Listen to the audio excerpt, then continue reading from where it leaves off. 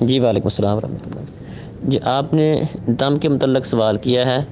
تو اس میں بس ایک دو باتیں ذہن میں رکھنے کی ہیں۔ نبی مکرم صلی اللہ علیہ وسلم سے صحابہ کرام نے پوچھا تھا کہ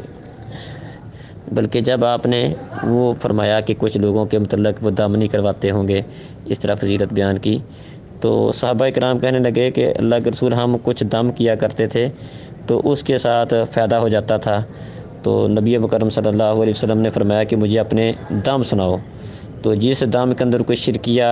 بات نہیں ہے، غیر شرعی بات اس میں نہیں ہے، تو اس کے کرنے میں کوئی حرج نہیں ہے، بلکہ ایک حدیث میں فرمایا کہ جو دوسرے کو فائدہ پہنچا سکتا ہے وہ فائدہ پہنچائے۔ تو اس میں اب دو چیزیں ہیں۔ ایک تو یہ ہے کہ سب سے بہتر بات تو یہ ہے کہ دم کے اندر وہ والا طریقہ کار اختیار کیا جائے جو نبی مکرم صلی اللہ علیہ وسلم سے منقول ہے، تو جو آپ سے ثابت ہے، مختلف دعائیں ہیں یا جو بھی طریقہ کار آپ سے ثابت ہے، سب سے مقدم اس کو رکھا جائے۔ لیکن اس سے ہٹ کر اگر قرآن کی آیات ہیں یا کوئی دعائیں ہیں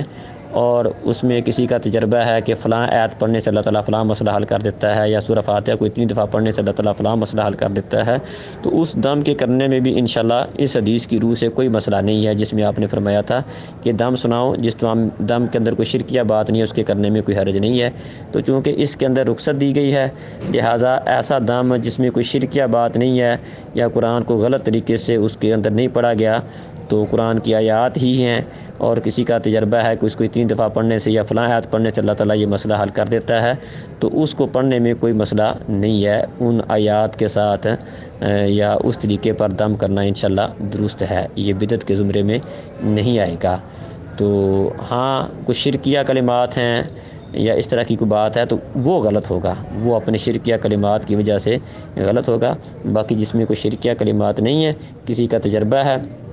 تو ان آیات کے ساتھ یا ان صورتوں کے ساتھ دم کرنے میں انشاءاللہ کوئی مسئلہ نہیں ہے، دم کیا جا سکتا ہے۔ السلام علیکم۔